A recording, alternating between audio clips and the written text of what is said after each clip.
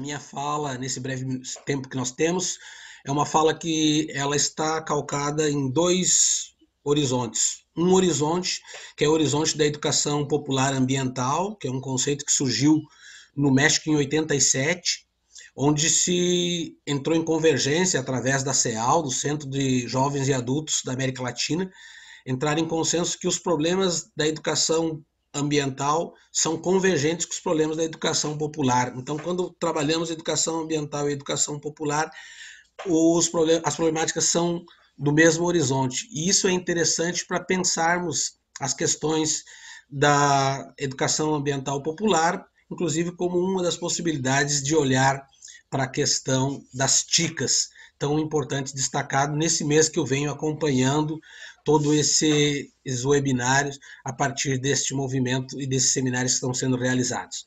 Gostaria de reforçar um pouco sobre a conversa que nós vamos ter. Ela é uma conversa breve, mas bastante contundente, que se dá a partir de uma obra que eu estou divulgando, que se chama O que será o amanhã, né? A educação ambiental, a justiça socioambiental em América Latina e Caribe e o Covid-19. A partir desse cenário, a partir desse lugar de fala, nós fizemos um estudo que procura pensar a justiça ambiental como justiça socioambiental. E quando aqui a gente está trabalhando o sócio, é porque não tem como separar na América Latina ou em qualquer lugar do mundo a questão social do ambiental, e a gente vê a dimensão socioambiental até pelos efeitos de que esses movimentos ocorrem. Quando nós pensamos sobre a nossa América Latina e a justiça ambiental na América Latina, e aqui pensamos a questão dos povos tradicionais e os povos dos territórios que são alcançados a partir do olhar das TICAs, nós temos como referência um problema central para a educação ambiental na América Latina, que se trata da questão da desigualdade. E quando a gente vai pensar sobre a questão da desigualdade, eu realizei um estudo, e esse estudo partiu desde a Argentina, né, em 20 países, desde a Argentina até a Venezuela, em 20 países da América Latina e Caribe, tentando olhar para as principais problemáticas que nós temos. E as principais problemáticas que nós temos, destacadas nesse estudo, que é o primeiro capítulo do livro Esse O Que Será o Amanhã, apontam para os seguintes aspectos. Um primeiro é que nós vivemos numa América Latina e Caribe que é muito cheia, é muito rica e que tem muitas potencialidades. Talvez seja um dos contextos mais biodiversos do mundo. E aí pensando na questão da conservação, né, dos povos tradicionais, da conservação ambiental, é um dos continentes mais ricos e biodiversos do mundo. O segundo aspecto que o estudo nosso mostrou é que existe no nosso continente uma grande fragilidade democrática, né? E isso está ocorrendo nesse momento. Eu gostaria de citar aqui a obra Condenados à Desigualdade, que é da ONG, da organização Democracia Aberta, a Democracia Aberta da Colômbia. E esta obra, ela fala dessa questão, de que nós vivemos hoje, na América Latina, um período de muita fragilidade democrática. Que a América Latina ainda almeja consolidação democrática. Um outro aspecto que interfere muito no desenvolvimento, e aqui também é um elemento importante para pensar os territórios, que é o modelo de desenvolvimento. Esse modelo de desenvolvimento capitalista, que de certa forma tem intervenção direta na expropriação da natureza, na forma como se usa e que se abusa da natureza como objeto. Então, o estudo demonstrou que desde a Argentina até a Venezuela, em toda a nossa América Latina, existe uma prevalência muito forte, uma predominância muito forte do extrativismo e da mineração. Ainda ontem eu lia um trabalho que me chegou da Venezuela, demonstrando na Amazônia venezuelana que a mineração não entrou em quarentena. E no Chile, no período que nós estamos vivendo de quarentena, dobrou o número de projetos aprovados com impacto ambiental. O mesmo a gente traz do nosso Brasil, com um aumento enorme na questão do desmatamento em plena quarentena. Então, existe uma lógica de um sistema que não é ambiental e que violenta profundamente a relação com a natureza e a expropriação de recursos. Associado a isso, o estudo demonstra que as principais populações, os principais atingidos são as populações tradicionais e as populações indígenas. São, né, indígenas e quilombolas são as que mais sofrem o impacto desse modelo que não promove justiça e que é um modelo que promove muitas injustiças ambientais ou socioambientais, como nós tratamos. Uma outra situação forte que nós devemos pensar para pensar a questão das ticas e da nossa América Latina é a situação de extrema pobreza. Em dezembro do ano passado, se apontou num estudo da CEPAL, que é uma Comissão Econômica para a América Latina e Caribe, que 67 milhões de pessoas viviam em situações de extrema pobreza. Agora, um último dado do Observatório do Covid-19 da CEPAL aponta que nós teremos 30 milhões de pobres a mais na América Latina pós-Covid. E esse é um fato que a gente tem que estar pensando dentro de uma conjuntura maior das nossas problemáticas, que de certa forma afeta todos nós. Em todos os nossos projetos nós temos que pensar de agora em diante como é que a gente vai estar tratando a questão dos mais excluídos. E antes eram 190 milhões de pessoas na América Latina em situação de pobreza, 67 em situação de pobreza, 63 em situação de pobreza extrema e 190 em situação de pobreza. Agora, esse número passa para 220 milhões. De 650 milhões de pessoas na nossa querida América Latina, 220 milhões estarão em situação de pobreza. E também isso está associado com vários fatores que eu já venho destacando aqui. E um outro fator que o estudo demonstrou é que, pelo fato de a gente ter uma fragilidade democrática, nesse momento, na América Latina, existe muitos movimentos nas ruas reivindicando a democracia. O exemplo muito forte e com problemas socioambientais é a Venezuela, nesse momento, o Chile, né? A Nicarágua tem muitos movimentos de reivindicação democrática e o Brasil, que nós conhecemos bem as nossas pautas, entre elas a pauta ambiental. Um outro aspecto que o estudo demonstrou em todos os países, os 20 que a gente avaliou, é a questão do crime, da corrupção e do narcotráfico aliado com vários movimentos. Então, é ainda um fator muito forte esse poder paralelo que impera na América Latina e que tem interferência na mitigação e no impacto em relação a muitas vidas. Outro fator que acontece em toda a nossa América Latina, que a gente quer destacar aqui, é em relação aos movimentos migratórios. Nós vislumbramos que mudou aquele eixo tradicional de migração México-Estados Unidos. Honduras vem tendo muito movimento migratório, né? Venezuela, nós vivenciamos isso, estamos vivenciando esse processo, e que os movimentos, o Chile agora também, que os movimentos migratórios na América Latina estão associados aos fatores da chamada migração ambiental. Os fatos, os episódios, os eventos extremos na questão ambiental, isso não é só caso de Mariana e Brumadinho, promovem movimentos de migração que são chamados de migração ambiental, porque as pessoas se obrigam a sair daquele contexto em busca de sobrevivência.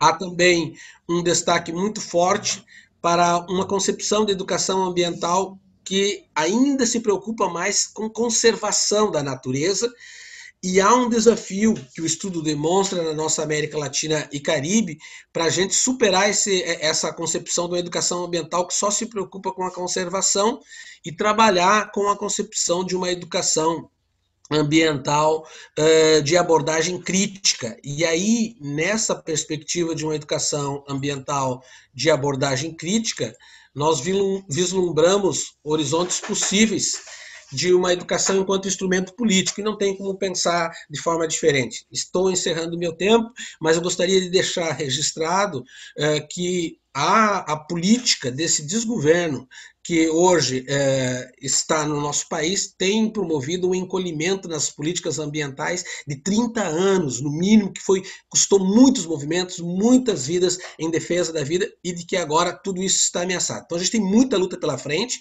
temos trabalhado isso, depois a gente pode disponibilizar algum material sobre isso, pensando numa obra chamada Ontologia da Esperança, a Educação Ambiental em Tempos de Crise, e o caminho se dá pelas redes, pelos movimentos sociais e por organizações como a Rela Jovem, como o Consórcio TICA, que busca pensar possibilidades de preservação da vida em tempos que a nossa existência está ameaçada, né? Como não se bastasse isso, temos a questão do Covid, que é mais um dos elementos nesse conjunto. Mas, com muita luta e com esperança crítica, como nos ensina Paulo Freire, acreditamos em possibilidade de enfrentamento desse quadro. Agradeço pela oportunidade. Então, obrigado, Vilmar. O Vilmar foi super pontual. Maria Bethânia, super bem-vinda, querida amiga. Ela que é da etnia Macuxi, secretária-geral do Movimento de Mulheres Indígenas do Conselho Indígena de Roraima. Bem-vinda, Maria Bethânia. Você tem entre 10 e 12 minutos. Eu te aviso no chat quando der o momento. Obrigado demais. Então, boa tarde. É uma satisfação poder estar participando e contribuindo também nesse momento, né, com o mês dos territórios de vida, né, a convite também, né, da grande guerreira Lilian e do Luciano. E estou aqui para falar um pouco, né, também dessa atuação nossa dentro das comunidades indígenas dos nossos territórios indígenas. Primeiro dizer como mulher indígena do povo Macuxi, que os territórios, para nós, enquanto povo indígena, é muito sagrado. Dependemos dos nossos territórios saudáveis e sempre com vida para a nossa sobrevivência enquanto povo indígena. Enquanto hoje, né, na atuação do Conselho Indígena de Roraima, que vai fazer 50 anos de lutas e resistência, sempre nessa defesa, claro, sempre na bandeira de luta, primeiramente dos nossos territórios, e a atuação do Conselho Indígena de Roraima hoje atua dentro de 35 terras indígenas do estado de Roraima, com uma extensão de mais de 10 milhões de hectares de terras indígenas, com uma população de 50 mil indígenas, onde residem, vivem dentro de 246 comunidades indígenas, que são atuações do Conselho Indígena de Roraima. Hoje, já há 3 anos, atuando como secretária-geral do Movimento de Mulheres, e dizer que a Mãe Terra, como eu sempre digo e sempre friso, nós também, enquanto mulheres, sempre falamos que a nossa Mãe Terra sagrada e nossa vida depende dela, sempre em pé. Nossas matas, nossos rios saudáveis, e dizer que não está sendo fácil, com esse governo hoje, que a todo momento, desde quando assumiu, a presidência, sempre foi nessa linha mesmo de realmente não ver que nós, enquanto povo indígena, temos um direito garantido ali na Constituição Federal, no artigo 231 e 232, que foi uma luta das nossas lideranças, de hoje ter esses 2 artigos que a gente defende muito, seja derramando sangue, seja perdendo vidas, como sempre foi. São 520 anos de muita resistência para hoje, claro que falta muitas terras indígenas serem demarcadas, pois a gente mantém e sempre cuida e preserva e defende a nossa Mãe Terra, defende os nossos territórios, não é só para nós, povos indígenas, mas sim para toda a humanidade, que dali respira um ar puro, um ar saudável, sem contaminação, porque a gente cuida e preserva com muito amor e carinho. Hoje, né, citando aqui que as ameaças são grandes. A ameaça do garimpo, da entrada, né, do garimpo ilegal dentro dos territórios. Aqui em Roraima, cito, né, Raposo Serra do Sol e também terra indígena Yanomami. E com essa pandemia, logo no início também, tivemos que ter uma grande força-tarefa junto com os nossos seguranças indígenas que temos dentro do território, nessa vigilância e no monitoramento também das nossas terras. Foram, né, tirados vários materiais, até garimpeiros também, dentro da terra indígena Raposa Serra do Sol. Claro, né, sempre em denúncias com o Ministério Público Federal, e aí a gente, graças a Deus, junto com as lideranças ali, tiveram também, né, esse ponto positivo, mas ainda continua em vários outros territórios essa entrada do garimpo, a entrada de garimpeiros ilegais dentro dos territórios. Isso nos preocupa, porque os rios, os lagos estão sendo contaminados com mercúrio. Então, são denúncias de mulheres indígenas, jovens indígenas, lideranças indígenas que ali vivem, que precisam dos rios, das matas, dos lagos, dos igarapés, sempre sem nenhuma contaminação.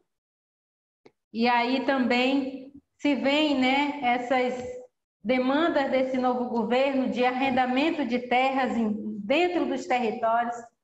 E a gente sempre toca e sempre fala nas nossas atuações de defesa que nós não precisamos arrendar terras.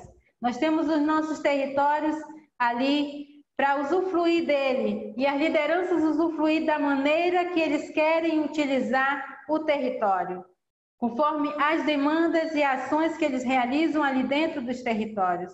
Para isso, também trago, né, a preocupação com as demarcações de terras indígenas.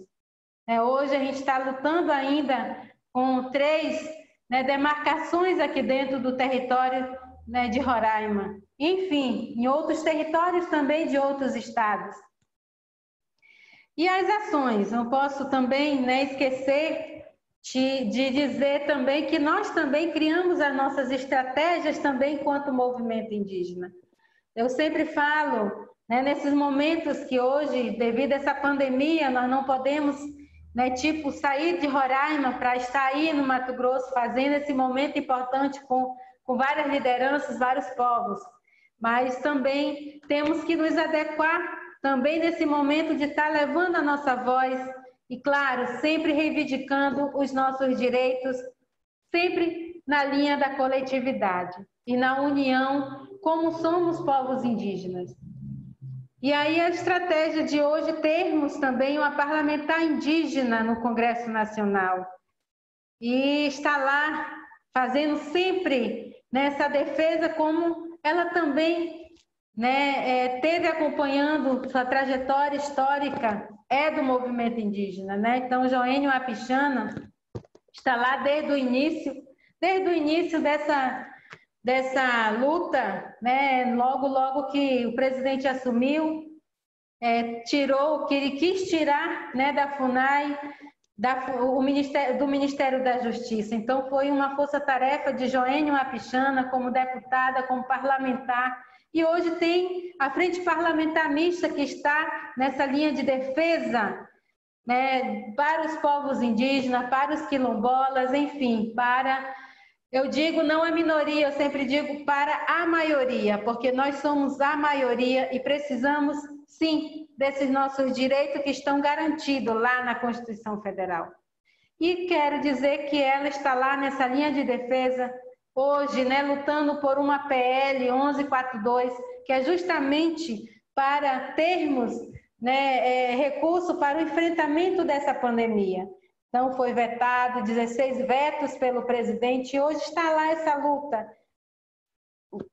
enfim, de ele dizer que nós, povos indígenas, que os quilombolas não precisam de uma água potável, porque tem o rio, tem os igarapés, precisamos sim de água potável. E isso é uma luta que a gente está nessa linha de defesa juntamente com a nossa parlamentar.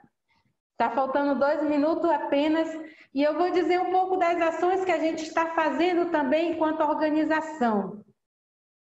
Temos hoje, através da assessoria jurídica da organização, elaborando os protocolos de consultas também dos territórios, das terras indígenas, porque é importante termos os protocolos de consulta, porque é um direito nosso, que está garantido na OIT 169, o direito de consulta livre, prévia informada. Por isso, estamos nessa elaboração, a nível regional e a nível local, a elaboração dos protocolos de consulta, regimento internos, e também nós temos a construção dos planos de gestão territoriais e ambientais também das nossas terras indígenas, que ajuda e contribui muito para a gente estar sempre na linha de defesa, levando a nossa voz, defendendo tudo o que é de direito nosso.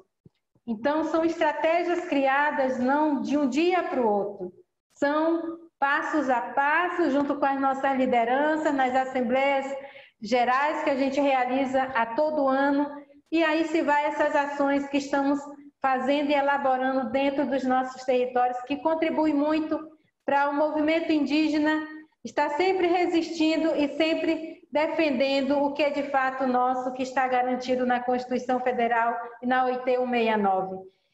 Que aí, enfim, são N outras ações que a gente realiza na área de sustentabilidade, mostrar que nós precisamos sim do nosso território para a gente ter também a nossa sustentabilidade ali para as bases, para os povos indígenas. Estão ali nessas 35 terras indígenas que a gente atua firmemente junto com o movimento indígena. E é isso, uma satisfação, estive presente participando de um momento também com esse programa TICA, que é muito importante sim, a gente está nessa linha sempre defendendo, e claro, as comunidades indígenas também são TICAs, Então, agradecer a Lilian, ao Luciano, e também agradecer por essa oportunidade de estar aqui com vocês, trazendo essas informações e também contribuindo e, claro, aprendendo com cada um de vocês. É isso. Obrigado, Maria Bethânia. Sempre bom te ouvir. E agora a gente vai falar com Cláudio Maretti. Ele que é doutor em Geografia Humana, vice-presidente da Comissão Mundial de Áreas Protegidas da União Internacional para a Conservação da Natureza para a América do Sul, foi presidente e diretor do ICMBio. Ele também foi ex-diretor nacional e líder da Iniciativa Global Amazônica para o WWF, também diretor da Fundação Florestal de São Paulo. Ele que é especialista em áreas protegidas, comunidades tradicionais e relações entre sociedade e natureza. Bem-vindo, Cláudio. Você tem entre 10 e 12 minutos. Obrigado. Muito obrigado, Luciano, demais colegas e amigas presentes. Parabéns às organizações por promover esse debate. Recentemente, eu terminei a preparação de um relatório nacional sobre TICAs, sobre os territórios e áreas conservados por populações tradicionais e locais, ou povos indígenas e comunidades locais e tradicionais. Eu entendo que esse é o segundo relatório nacional que foi preparado. Eu apresentei um primeiro relatório no Congresso Mundial de Parques em Durban, em 2003. E esse segundo agora foi para o ISPN, Instituto de População, Natureza e Sociedade, População e Natureza, e deve ser publicado proximamente.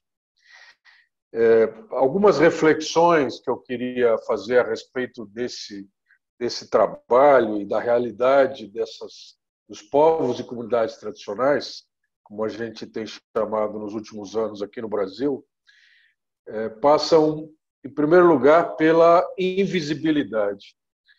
Quando a gente milita, atua no cenário internacional, e mesmo aqui no Brasil, e a gente pensa num povo indígena da Amazônia, todo mundo fica emocionado e sente e, de alguma forma, realiza, percebe a dificuldade, as ameaças, as agressões que esses povos estão sofrendo.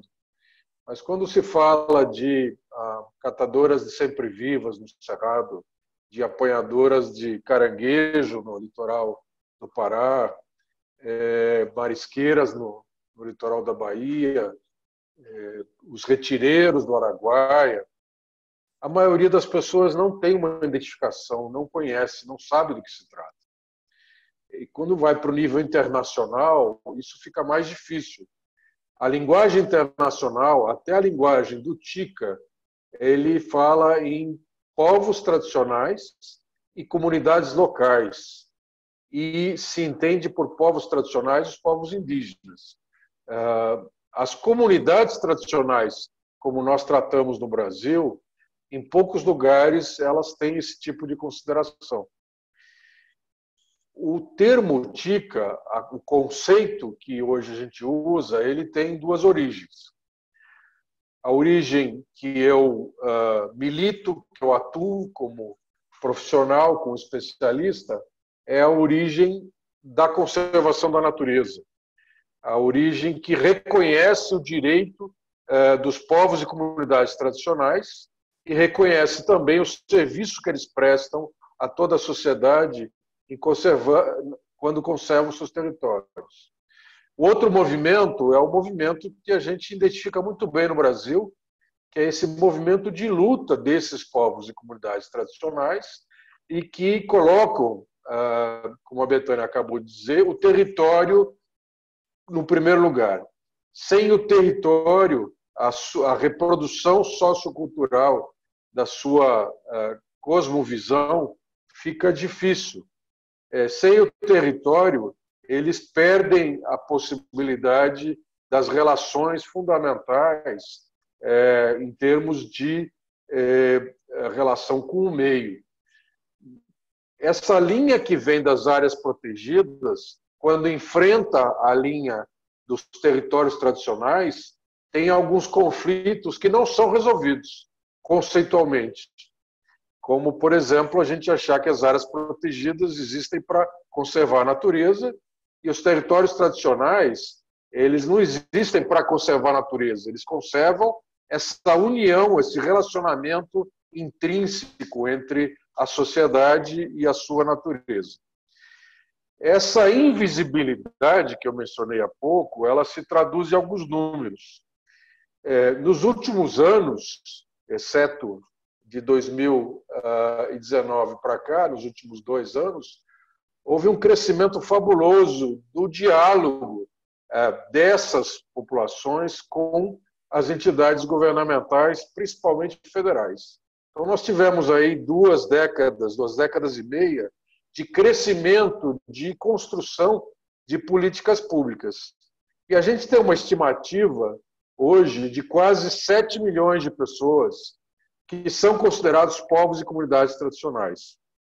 Existem até os povos e comunidades tradicionais que podem ser considerados culturalmente diferenciados, mas que não têm uma relação direta com os ecossistemas.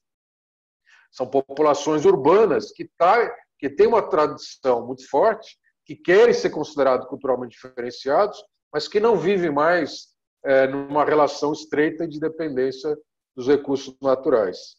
Mas se a gente considerar a quantidade desses povos e comunidades tradicionais, cerca de quase 1 milhão de indígenas, quase 1 milhão de quilombolas, numa estimativa grosseira, porque a gente ainda não tem um recenseamento sobre os quilombolas, e talvez quase 2 milhões de extrativistas, a estimativa indica que faltam de 2 a 3 milhões por serem melhor reconhecidos. Isso considerando não só indígenas e quilombolas, mas considerando os extrativistas em unidades de conservação, considerando os assentamentos culturalmente, os assentamentos ambientalmente diferenciados e até os reconhecimentos de direito à terra feitos, por exemplo, através de concessões de terra para os ribeirinhos da Amazônia, que muitas vezes foram além dessas áreas especialmente geridas.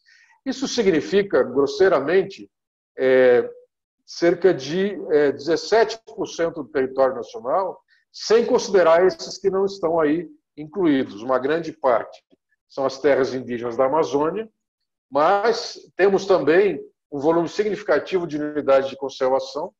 Então, aí nós temos alguma coisa perto de 120 milhões de hectares de terra indígena na Amazônia, mas nós temos mais de 35 milhões de hectares só de unidades de conservação que servem aos extrativistas tradicionais, que são as reservas extrativistas dos vários níveis, que são as reservas de desenvolvimento sustentável, e as florestas, no caso, as florestas nacionais, que reconhecem populações tradicionais, que não são todas. Não é? E também não tem essa contabilidade para florestas estaduais e municipais. Agora, obviamente, essa luta crescente, essa resistência e essa construção de políticas públicas está num momento de crise. Quer dizer, se com 20, 25, quase 30 anos de crescimento do reconhecimento e das políticas públicas, a gente ainda não conseguiu reconhecer um terço, pelo menos, desses povos, a gente não conseguiu ainda demarcar todas as terras indígenas, a gente tem talvez titulação de 10% das comunidades quilombolas, se tanto. Então, nesse momento atual, a situação fica ainda pior. As ameaças são crescentes, estímulos às invasões, aos ataques, etc. E aí, o reconhecimento internacional passa a ser estratégico. Então, com esse contexto de condições legais, de políticas públicas e de reconhecimento social, neste momento, a nossa recomendação é: não entendam os TICAs como uma outra categoria legal. Ela não substitui uma reserva extrativista, uma comunidade quilombola, um território quilombola, muito menos uma terra indígena. E ela se aplica mais para aqueles que são menos reconhecidos, aqueles que estão mais na luta. Mas a possibilidade de haver um reconhecimento, ainda que não oficial do ponto de vista governamental, mas num cadastro internacional, a possibilidade de participar dos diálogos, dos debates, das reivindicações em nível internacional, uma figura que os fazem reconhecidos. Quando a gente fala em TICAs em nível internacional, é mais fácil compreender a sua tradicionalidade, a sua relação com o território e o serviço para a sociedade que prestam em conservar essa natureza. Isso permite, talvez, buscar um reconhecimento de fato, ainda que não oficial, para voltar e reforçar nossa luta no país e no local.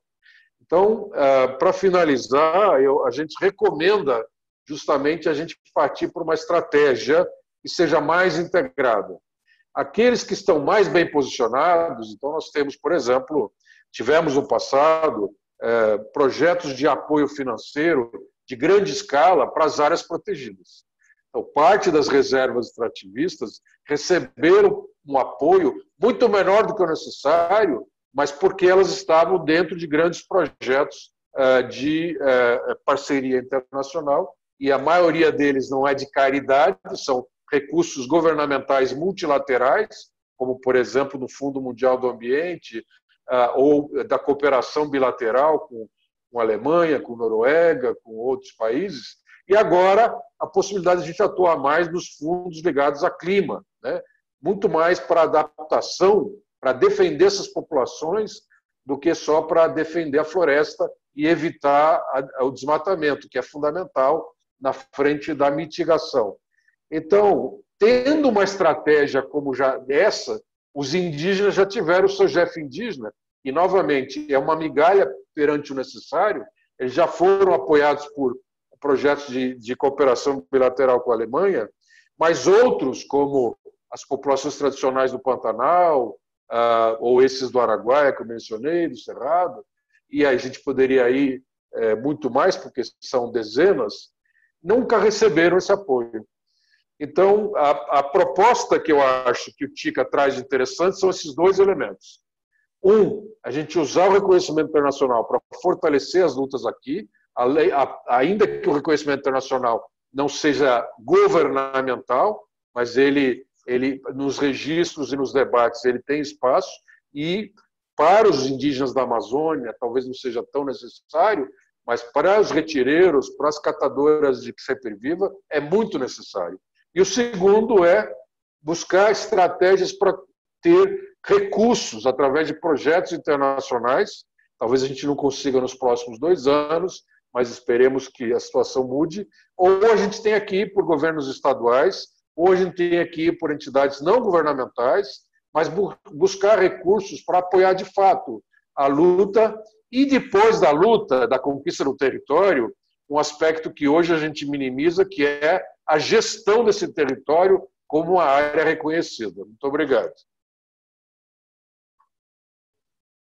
Genial, Cláudio. Obrigado demais. E aí, agora a gente abre para perguntas. Se alguém tiver alguma pergunta, basta abrir o microfone e poder direcionar a todos os panelistas ou a um específico. Alguém tem algo? Vilmar?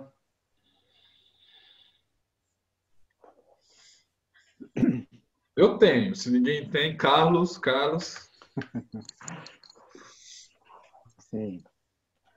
É ótimo estar, né? Depois dessas 3 falas, eu peguei a do Vilmar quase no final. Eu queria fazer um comentário e eu achei interessante quando a Maria Bethânia, né, a Makushi, ela aponta as estratégias de consulta, de proteção dos territórios, e o Marete aborda a questão da invisibilidade da maioria dos povos tradicionais e das comunidades tradicionais do Brasil. Então, essa questão ela é importante, e essa perspectiva de entender o TICAS como uma estratégia de reconhecimento desses povos e comunidades que não estão na agenda pública, nacional e menos ainda internacional. A gente tem um estudo aqui do norte de Minas e é interessante, a luta aqui das comunidades tradicionais, inicialmente se afirmando como comunidades tradicionais, em um determinado momento, quando eles ampliam a articulação entre eles, passam a se afirmar como povos. Não mais como comunidades tradicionais, mas como povo. Então, aqui o pessoal fala, não, nós somos o povo geraizeiro, nós somos o povo apanhador de flor, reconhecendo a importância de sua existência numa área muito mais grande do que as próprias comunidades e a sua capacidade de articulação e incidência política, né?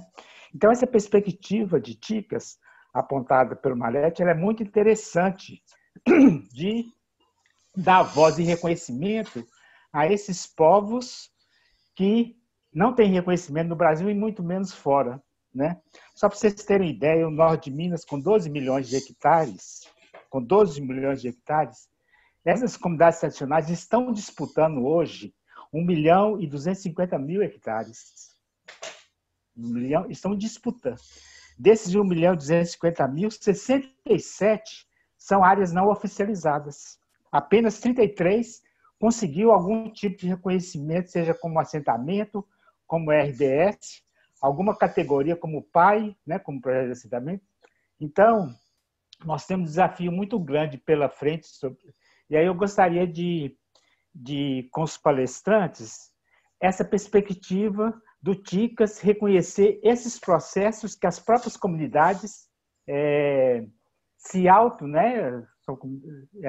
elas têm já uma gestão relativa sobre o território, mas não tem um reconhecimento oficial, né? A importância dessa perspectiva, eu gostaria que comentasse mais sobre isso.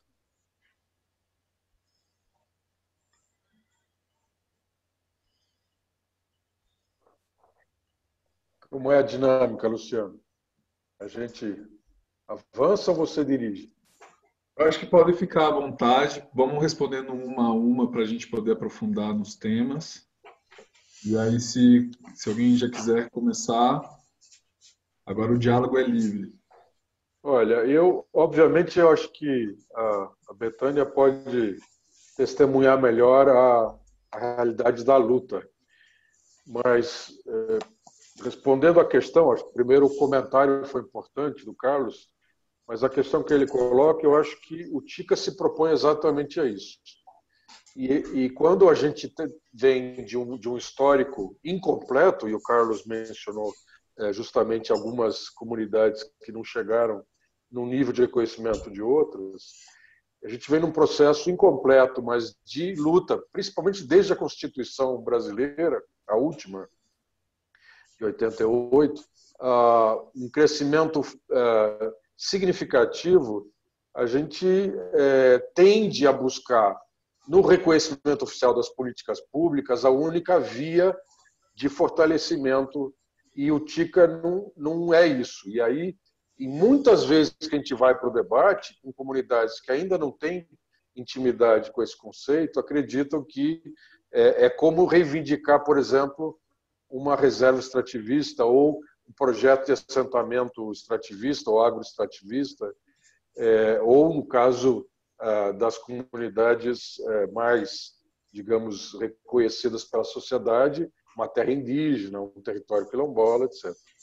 O TICA, ele não pretende, ou pelo menos como ele é até agora, eu não falo em nome do consórcio TICA, eu não sou do consórcio TICA, eu sou um estudioso do tema, mas não faço parte do consórcio TICA. Então, o consórcio TICA pode ter outras opiniões diferentes da minha, e eu não estou aqui representando. Mas o TICA não se pretende ser, como o TICA, o reconhecimento oficial. O reconhecimento oficial será como reserva extrativista, como assentamento diferenciado, como quilombola, como indígena, e assim por diante.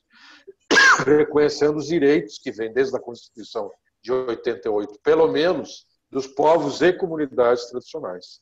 Então, o TICA serve como reconhecimento conceitual do que é que você está falando, especialmente no nível internacional.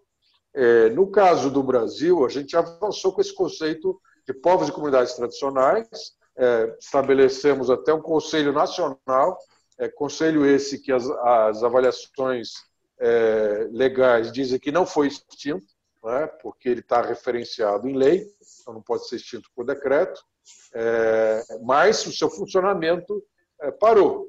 Né? Nós sabemos que a prática da participação das populações tradicionais na formulação de políticas públicas parou desde o ano passado. Então, a gente tem que buscar outros caminhos para isso. E esses outros caminhos podem passar desde autodemarcações, como alguns indígenas, como os Mundurucus e outros têm feito, até buscar recursos de outras frentes, né? E, obviamente, não substitui a luta.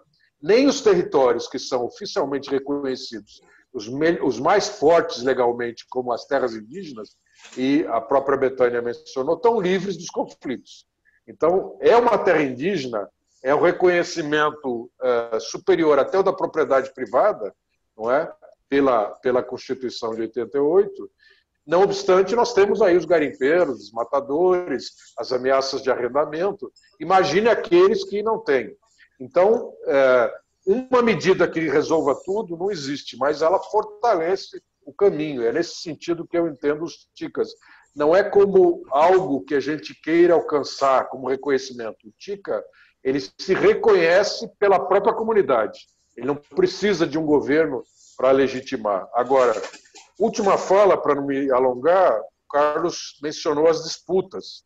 A definição de TICAs, inclusive a definição do consórcio TICA, ela não é explícita quanto a reconhecer os territórios em disputa.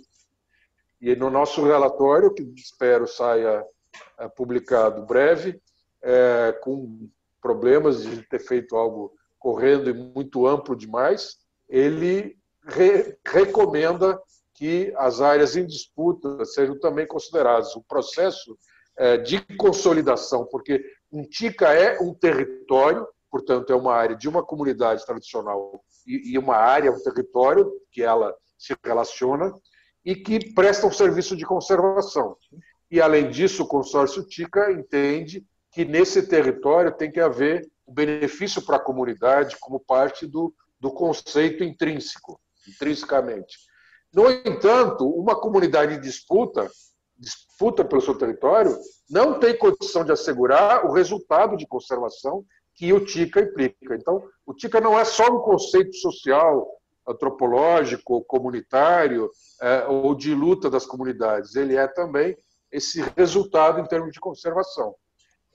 E isso não retira em nada o direito daquelas comunidades que, eventualmente, não conservem a natureza, mas dá um ganho, um espaço de luta para as outras. Mas aquelas que ainda estão com o território em disputa têm menos condições de apresentar esses resultados. Então, a gente identifica esse vazio na conceituação e no esforço de luta para a gente avançar.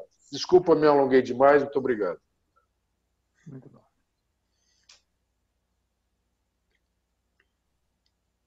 Vilmar, Betânia, vocês querem... Eu gostaria de contribuir para um outro aspecto aí, relacionado a isso que foi posto aqui pelo Carlos, que é qual é o papel que a educação tem nesse movimento de reconhecimento, né?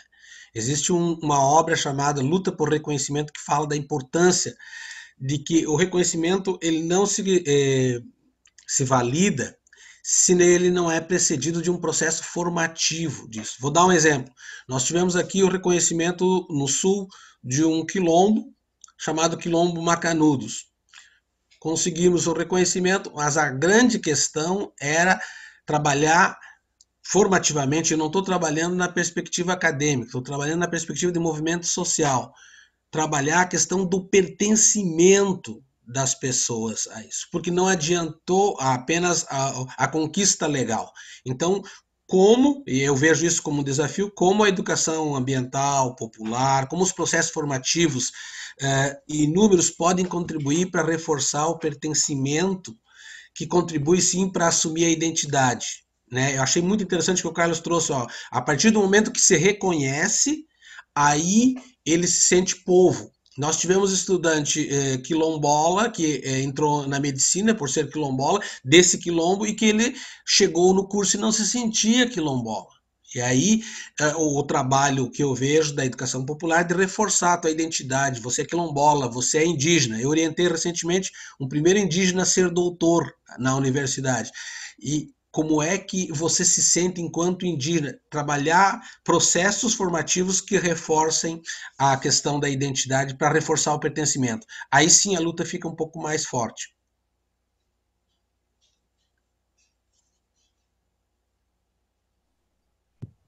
Betânia? Então, oi, Luciano. Contribuindo um pouco, né, com relação, até mesmo o Cláudio, né, citou bem. Primeiro é reconhecer o que é a definição TICA, né, na verdade, para poder, né, realmente ali uma comunidade se sentir que né, e faz parte de um TICA. Então, falando um pouco, né, que eu vim começar a conhecer, né, entender essa definição de TICA, né, o ano passado, que participei do segundo encontro, né, que veio um convite, então, o parceiro nosso, né, fez esse convite, então, né, fui até lá e gostei muito, né, de conhecer de fato o que é a definição TICA. E aí, muitas das vezes, a gente já pensando um pouco na nossa luta, né, ali, nossa luta local, a nível, né, nacional e até mesmo a nível internacional, que a gente precisa chegar também até o nível internacional para a gente também denunciar muitas coisas. Hoje nós temos, sim, 35 territórios indígenas demarcados em Roraima. Mas a luta é constante, é diária, todos os dias. A gente está ali dizendo que a gente tem direito a uma consulta livre, prévia informada, um direito de ir e vir, o direito de um território sagrado que é para nós enquanto povo indígena.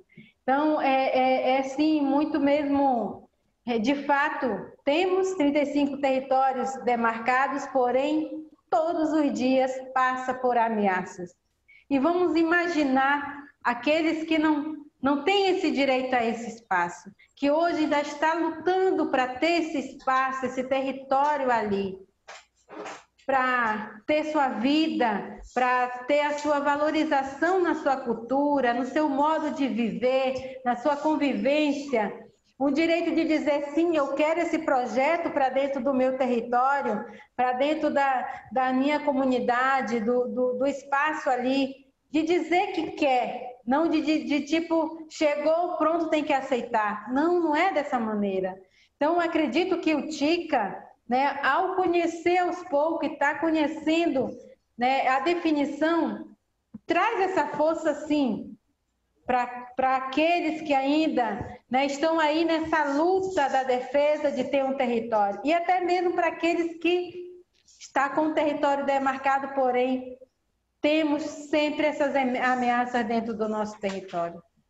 Então, realmente, um puxa o outro, precisamos dessa definição, precisamos sim trazer essas informações para as nossas bases, de entender o que é de fato o TICA. Até brincando um pouco aqui, será que come com farinha, é assado, é frito, como a gente sempre chega à nossa liderança de dizer que eles falam isso, né? O que é mesmo? O que significa? O que essa sigla significa? O que, né? Então, é partir daí, conhecer as definições e, claro, saber e entender que, de fato, sim, com o TICA, temos também muito a ganhar, né? a ter esse reconhecimento. Com certeza contribui muito, principalmente lá a nível global, de levar, de buscar, de dizer, epa, calma, a gente precisa, a gente está aqui morando já há 10, há 20 anos, há 15 anos ou há 50 anos, e a nossa terra não é reconhecida nossa ali, própria nossa de vivência, própria nossa como uma cultura que a gente precisa, das nossas tradições, das nossas línguas, das nossas danças, das nossas comidas serem reconhecidas ali no território. Então, isso, com toda certeza, é muito aprendizado realmente de trazer essas informações a quem quer de fato se reconhecer como TICA, o que vai aprender, o que vai trazer, né, de realmente trazer como necessário ali para que o TICA, sim, vem para reconhecer que tem uma vivência, que tem uma comunidade, que tem um território que pode, sim, mas, porém, né, espaços conservados, eles têm que entender o que é, né? Tem a conservação, tem a preservação, tudo isso nos planos de gestões, mesmo querendo, né, não conhecendo o que é o TICA, não ter nessa definição, mas também a gente traz nos trabalhos voltados ao plano de gestão o que é um espaço conservado, o que é um espaço preservado ali dentro do território. Então, tudo isso não é isso.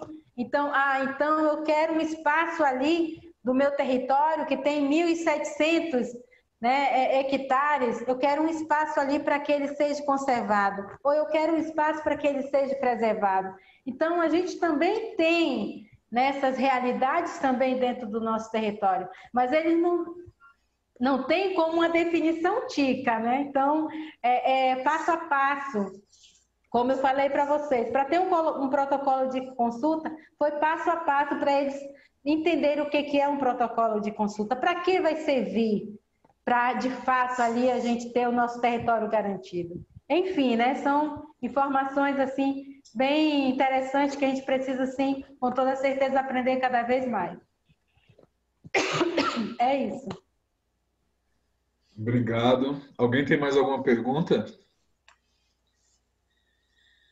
Alguém? Eu tenho uma. Na verdade, eu tenho uma reflexão, porque esse termo justiça ambiental que vem no nome do webinar de hoje, Ele é uma consequência do encontro Ticas Brasil que teve ano passado, em que a Cristiane Falzino, do Instituto Terra Mar, que também é da Rede Brasileira de Justiça Ambiental, veio trazer e que pôs uma pulga atrás da orelha, que é, quando existe o autorreconhecimento como TICA, e ele é registrado no PNUMA, no Programa das Nações Unidas para o Meio Ambiente, ele acaba contabilizando na agenda global, principalmente na meta 11 de Aichi, né, que 17% da superfície continental e 10% da costeira marinha devem estar protegidas por alguma área protegida ou outras medidas eficazes de conservação baseadas em áreas.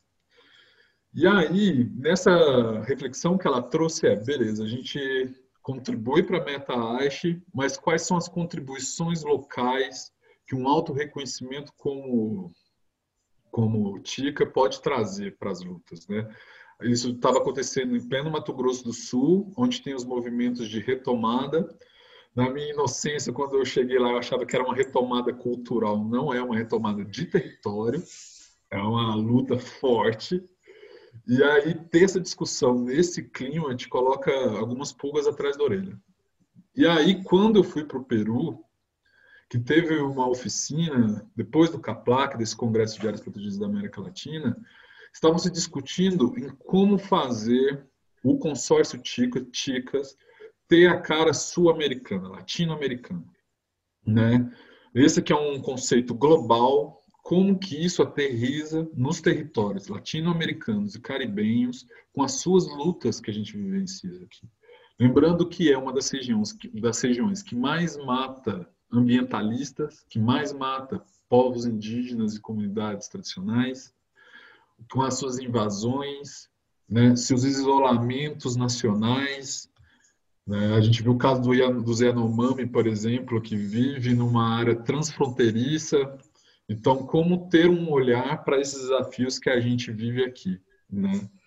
E aí, isso me lembra muito, e vem um pouco da pergunta que eu quero fazer, de um conceito, ou um neologismo, não sei se é um conceito, se é um neologismo, que é o tal do glocal, né? Que são as reentrâncias entre o global, o que a gente vem construindo e discutindo globalmente, com o que vem sendo vivenciado no local. Até porque, às vezes, as construções globais são distantes, tanto geograficamente, linguisticamente. Aqui no nosso caso, a gente não tem pouco acesso ao material em português, normalmente inglês, espanhol, francês, os idiomas oficiais da ONU. E, às vezes, o que se decide lá não se alcança os territórios e as lutas vivenciadas pelos territórios não se alcançam essas discussões. Então, eu queria poder ouvir como vocês enxergam da importância desse diálogo entre o global e o local. Quais benefícios trazem para ambos os lados? E se TICA pode ser uma ferramenta para isso? Obrigado.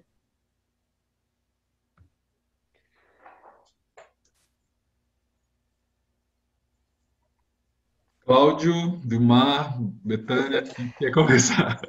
Eu comecei da outra vez, não sei se alguém quer começar dessa vez. Eu posso começar, ou fique à vontade. Vai lá. Eu vejo essa questão uma questão de fundo, principal, porque ela toca na questão da nossa identidade. Então, existem alguns movimentos que apontam para essa visão mais... Eu não tenho utilizado e não tenho lido muito essa visão do local, mas, fundamentalmente, eu tenho trabalhado a perspectiva de descolonização epistemológica, que é uma perspectiva latino-americana, que reforça os saberes dos povos andinos, que reforça a cultura dos povos tradicionais do bem viver, da Pachamama, e que aponta que nós temos várias alternativas já nos nossos contextos. Um exemplo disso na América Latina agora foi como Cuba enfrentou o Covid. Cuba não dependeu tanto, né, da agenda internacional, mas demonstrou uma certa autonomia nisso. Eu não estou com isso negando essa potencialidade do olhar eurocêntrico, do olhar externo, mas eu penso que essa agenda que vem, eu acho que a Ticas reforça, porque ela reforça a questão do pertencimento, que essa agenda que vem externa tem que estar associada fundamentalmente com a questão do contexto regional. E nesse sentido, nós temos as potencialidades nos contextos regional, nós temos alternativas nesse estudo que eu fiz para a questão alimentar, para a questão de outros modelos de economia, para a questão de uma perspectiva de uma economia mais popular, para a questão de reforçar a nossa identidade de pertencimento. Então, é nesse movimento que eu transito. Talvez partir do local com horizontes planetários, né? Que na educação ambiental a gente usa essa concepção mais do planetário e menos do global, porque o global, agora mesmo no Covid, estão querendo trazer um globalismo religioso, regional. Esse globalismo regional tem o horizonte político aquele mesmo, que sempre é o horizonte colonizador. Então, a defesa que a gente faz é a valorização desses saberes ancestrais que nós já temos nos contextos locais e, a partir desse, oferecer, quem sabe, parar de pensar na lógica que demonstra somente as nossas fraquezas, é mostrar uma perspectiva de reforço dos saberes que tem aqui. Eu tenho acompanhado muito trabalho nesse sentido, estou lendo o Quijano nesse momento, falando da potencialidade, da riqueza que nós temos com os nossos povos tradicionais, que servem de horizonte, inclusive na relação humano-natureza. É o exemplo da questão da Bolívia, né, e é a questão do Peru, que já trabalha na Constituição La Madre Tierra como um sujeito de direito, considerando uma relação mais harmonizada na natureza e uma natureza de respeito, partindo de uma filosofia andina.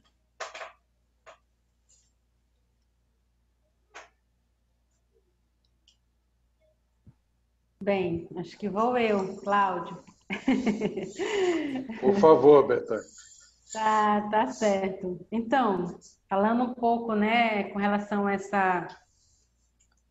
esse entendimento, né, Luciano? Realmente, quando a gente sai do nosso espaço aqui, na nossa comunidade, da nossa base, que é ali o local mesmo, e sair dali para, tipo, ir a um espaço mais amplo, como global, tipo, a nível internacional, vamos citar um pouco, né?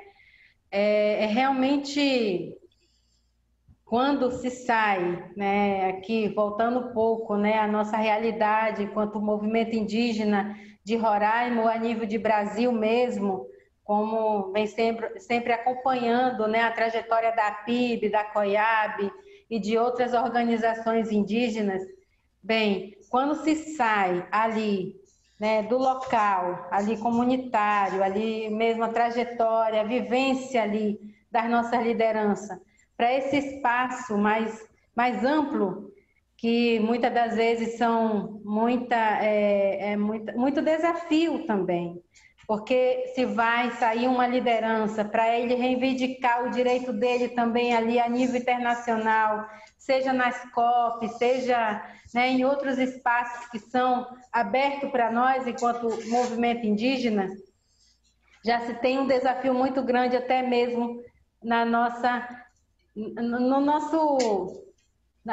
línguas, né? Vamos supor, sai daqui, vai para, vamos supor, Filipinas. Ali é totalmente o inglês. Como é que a pessoa vai estar lá naquele espaço para reivindicar o direito ali? Olha, meu território está sendo ameaçado, nós precisamos de apoio, né, de todos vocês que estão aqui, que a gente sabe que tem alianças a nível internacional, para estar junto com a gente nessa linha de defesa, como foi feito sempre desde o início que se assumiu esse presidente hoje da República, tanto, né, com as nossas organizações da PIB, da COIAB, e, claro, também nossas lideranças aqui, enquanto Conselho Indígena de Roraima, também acompanhar, levar os documentos, dossiês, né, reivindicações de direitos dos nossos territórios. Então,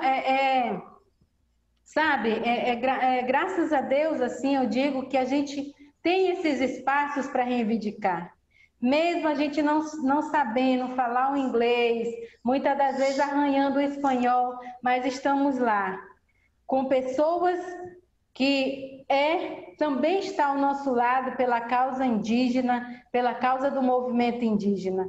Então, isso vem a contribuir muito, porque, claro, a gente leva as reivindicações locais ali. Como eu disse, é passo a passo, não é de um dia para o outro. Então, temos assembleias, dessas assembleias tem dossiês, tem denúncias.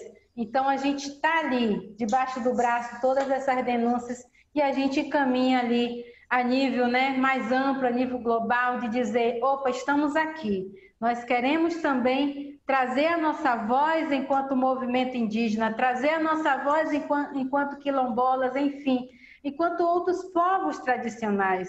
Nós podemos, sim, ter esses espaços. E a gente conta, sim, com várias pessoas, vários parceiros nossos.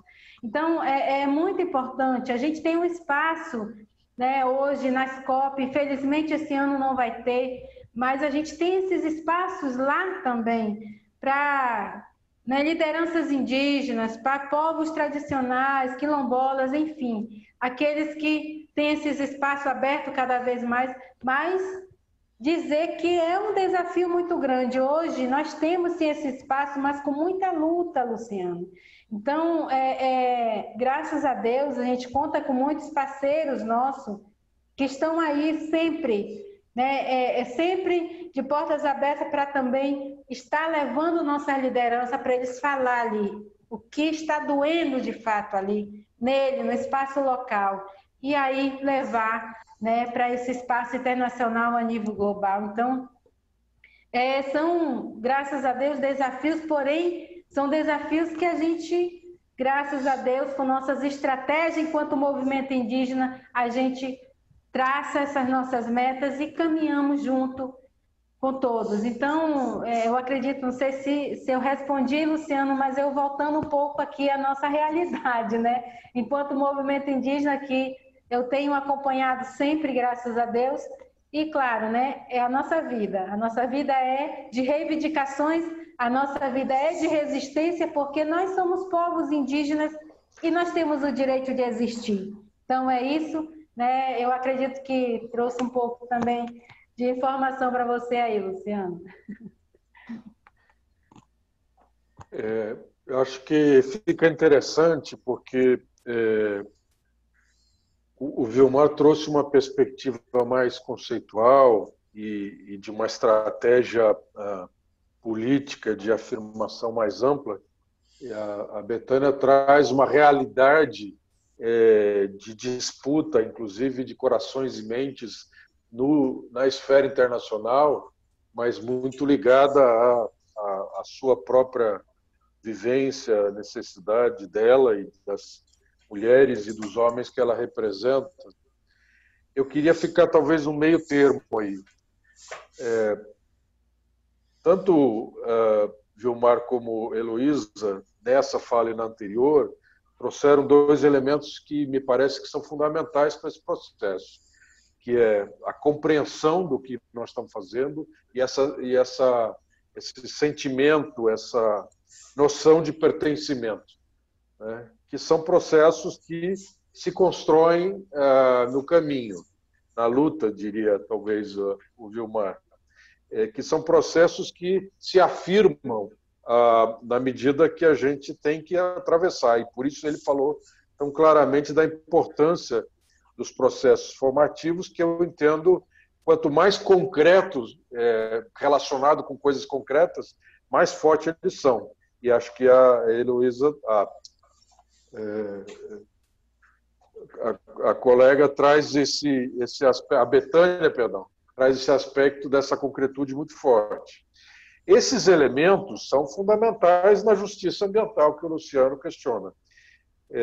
Eles trazem a capacidade de luta, a legitimidade, a construção da legitimidade política institucional, no campo da conservação, no campo fundiário, no campo da distribuição dos benefícios, e trazem a capacidade de luta que eu acho que os indígenas desde sempre, por esses 500 anos, mas a gente pode se referenciar claramente do avanço em termos de políticas públicas aí nessas últimas 3, 4 décadas, e a necessidade, eu acho que a Betânia trouxe isso de forma clara, da capacitação para a gestão.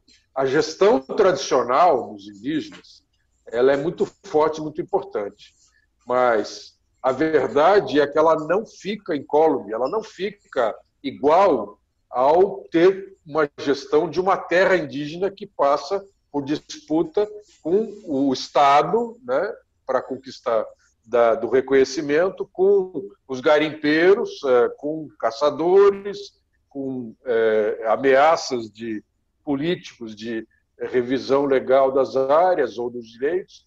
A gestão desse território ela já não é mais a mesma do que era quando eles eram só entre eles, do seu modelo tradicional. Então, eles reivindicam o direito de continuar sendo culturalmente diferenciados, mas, ao mesmo tempo, eles têm que se apropriar das técnicas de se relacionar com esses outros grupos sociais, e nisso eles se modificam, espero que sem perder a essência, mas eles têm que fazer isso muito mais forte, no caso que o Carlos trouxe, na hora que a gente está falando, por exemplo, de apanhadoras de flores, ou sempre vivas, ou geraizeiras, ou geraizeiros, e outros casos onde essa tradição é importante, onde eles têm uma entidade culturalmente diferenciada, mas não tem a mesma secularidade, a mesma relação, muitas vezes,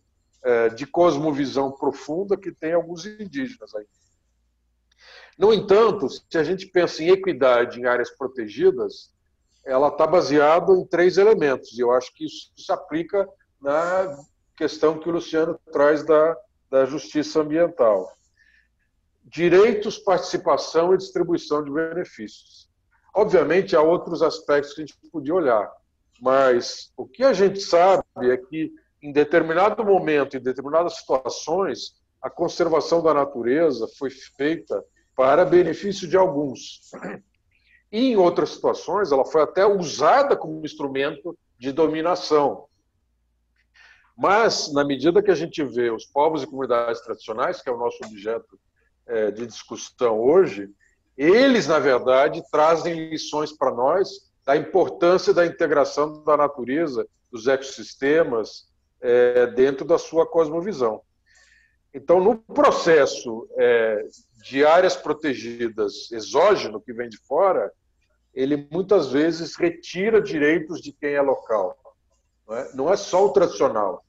Então, acaba-se deixando o ônus local e o benefício, por exemplo, se a gente falar em mudanças climáticas, o benefício é global, não é? Cada molécula de carbono que não foi emitida é um benefício para o mundo inteiro. Então, a gente pode discutir também benefícios locais, mas acaba tendo esse desequilíbrio. E isso, o reconhecimento dos direitos é o primeiro ponto. O segundo é a participação na elaboração e na implementação das políticas públicas, e a gente poderia dizer privadas também. Se a gente pegar o caso do Médio Juruá, a reserva extrativista, as duas reservas extrativistas, a reserva de desenvolvimento sustentável e agora 2 terras indígenas no Médio Juruá, mas o caso da Resex Médio Juruá é muito forte, eles hoje discutem diretamente com empresas, não é? Discutem o caso da Natura, por exemplo, que eu acompanhei, e eu não tenho aqui nenhuma crítica especial, a gente pode criticar a Natura, mas comparativamente está muito mais avançada do que outros, mas a reparação, quando veio a lei de acesso à biodiversidade, que eu acompanhei diretamente, eles construíram um processo super interessante e a União, como proprietária da terra, que tinha direito a uma compensação pela lei de acesso à biodiversidade, nós negociamos a cessão disso para o fortalecimento da comunidade na gestão da reserva extrativista E criamos ali, eles criaram, com o nosso apoio, um mecanismo e um fundo que eles querem disseminar a experiência deles para as outras comunidades extrativistas. Primeiro os vizinhos e depois os mais distantes. Então, é participar também das relações diretas com os setores privados, nesse momento de domínio de sistema capitalista. E, por fim, a distribuição dos recursos, ou seja, de nada vale eu ter reconhecido o meu direito, eu ter participado da formulação de políticas e de negociações, políticas públicas e negociações privadas, e não ter o acesso aos benefícios. E aí eu me lembro, falando em Médio Juruá, eu me lembro de uma fala do Manuel Cunha que me marca até hoje, que ele dizia que era muito mais interessante eu ter a compensação, o reconhecimento, para alguns, o pagamento dos serviços ambientais ou dos ecossistemas, através da produção, e não através de um recurso como o Bolsa Família ou algo do tipo, o Bolsa Floresta, que vem pelo caixa do banco. Porque ele queria reforçar na comunidade que aquela compensação vinha pela gestão que eles faziam dos recursos naturais. Então, fazer o manejo do pirarucu, do açaí, das castanheiras e até das roças de mandioca, etc., de forma sustentável, e por isso prestar um serviço à sociedade, dá a eles um direito de ser compensados, mas ele queria que isso fosse claramente vinculado ao pirarucu, ao açaí, à castanha da Amazônia, à farinha da mandioca, que é menos comercializada, mas também etc. Por fim, global e local. Acho que a Betânia trouxe isso de uma forma espetacular, ou seja, no dia a dia é essa realidade, né? Isso significa que, e as comunidades já têm feito isso, né? Na hora que você vê a situação, por exemplo, de uma COICA, de uma confederação de povos indígenas da Amazônia, eles estão lá no 5º, 6º andar, né? E às vezes fica até distante demais. Felizmente, a COIAB está se reestruturando nos últimos anos, retomando o seu protagonismo. Então, você tem a COIAB se relacionando com a COICA e depois a COIAB agora até muito mais organicamente, com um conjunto de regionais, etc. E, finalmente, você chega nas associações locais. Mas, para conquistar esses direitos, precisa fazer o que a Betânia falou. Precisa, de repente, ter que falar inglês e discutir com povos tradicionais das Filipinas, num espaço frente aos representantes governamentais da Alemanha, da Noruega, da África do Sul, do Brasil, do Peru. E esse processo do direito à participação também vai nesse nível. Então, só para terminar, eu acho que outro dia eu estava discutindo com o próprio Luciano a questão do contexto local. Cada povo é diferente um do outro. Não dá para juntar todo mundo e dizer que os Waiampis no Amapá são iguais aos retireiros do Araguaia. E não é porque um é povo indígena e o outro é comunidade tradicional, mas porque provavelmente os pescadores da Bahia, do sul da Bahia, são diferentes dos pescadores dos manguezais da região ali do Salgado Paraense. Então, cada um é diferenciado e tem condições, uma história diferenciada, um enfrentamento diferenciado, mas o que os une é o que permite a eles abrigarem a nível nacional e, por isso, se organizaram como povos e comunidades tradicionais. E o que a gente está trazendo aqui com os TICAs, no meu entender, é o uso de espaços internacionais, e a Betânia citou isso nas convenções, a Convenção da Biodiversidade também não seria esse ano, não é só a Convenção do Clima, a gente acabou achando que só existe COP de clima. A da biodiversidade, que foi a primeira, talvez, mais fortemente a reconhecer esses povos e o papel dos TICAs, ainda que não tenha escrito esse termo TICA nas suas decisões, tem sim um reconhecimento muito forte desses povos tradicionais, e eu acho que ele é anterior até das mudanças climáticas, mas, enfim, são as duas convenções mais importantes que movimentam algumas decisões internacionais e que pode refletir em apoios governamentais ou extragovernamentais à briga local novamente. Então, aí você vai, na hora que você reivindica a justiça ambiental, significa esse equilíbrio entre custos e benefícios, significa os direitos, significa a participação, a distribuição dos benefícios, mas para garantir isso, essa participação tem que se dar em todos esses níveis. Infelizmente, essa luta é necessária, mas é nela também que se constrói esse pertencimento e essa compreensão dos processos para garantir esses territórios, os direitos e os benefícios para os povos e comunidades tradicionais. Então, o TICA pode ser um elemento de fazer essa ligação do local para o internacional e depois voltar, se não em decisões governamentais, pelo menos em reconhecimento não governamental e, espero eu, em financiamento, em projetos que fortaleçam as lutas nacionais e locais. Obrigado. Gente, obrigado demais. Excelente discussão. E com o avançar da hora, a gente já vai terminando. A gente deixa em aberto para que os participantes possam entrar em contato com a gente, que a gente pode repassar perguntas. E valeu demais, a gente se encontra na próxima semana, dia 5, nesse mesmo horário. Obrigado.